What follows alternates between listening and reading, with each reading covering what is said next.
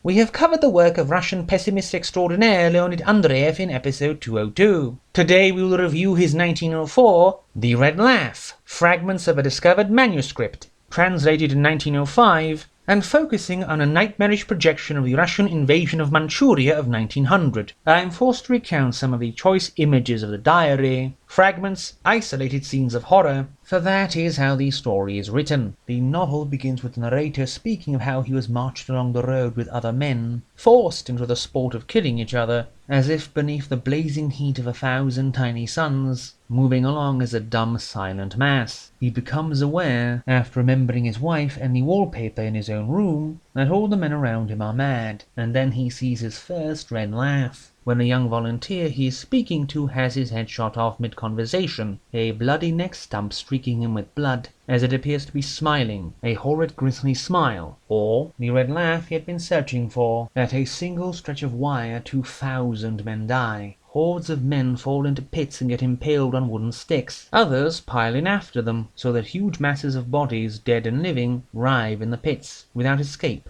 torn, mangled, and suffocated. A dying man dreams of a medal. So many men go insane on both sides. 4 new wards for the insane have to be opened. A doctor wakes the dead-tired narrator to go help him with the wounded, but he's mad too. They search for the wounded with lanterns, and a one-eyed man runs up and wants to smash their faces. The enemy whom they fought approaching them is another regiment of their army. They recognize each other, approaching joyously, and the other regiment starts shooting at them. Both of the narrator's legs are shot off and he is immeasurably happy. The doctor who cuts off his legs is the only one who understands about the red laugh. Then he stands on his hands for no reason. Then the narrator cries, for he is only 30, and he so loved to ride his bicycle. The doctor then speaks of how he will follow the madman roaming the hills now, to raid towns and burn them. When the narrator returns home, his family is sullen, and this irritates him a lot. He even gives his bicycle away to his brother, but then as he wants to go to bed they all start crying over him, which is driving him mad. Among rumors of strange murders happening everywhere, he begins to madly write his magnum opus. Well, he tries, but he's writing random lines with a dry pen. And then he dies, leaving behind his brother as the new narrator. Yet his brother soon begins to see the dead man sitting in his armchair. All of society is in turmoil. Even at home, men look for any reason at all to fight each other, with knives, stones, and wooden logs. There are fires, summary executions. The new narrator fears a child who crept into his room will kill him because he's playing war. There are stories of phantom regiments stalking the night. He sees his brother again. Then there is the red laugh. It is grim,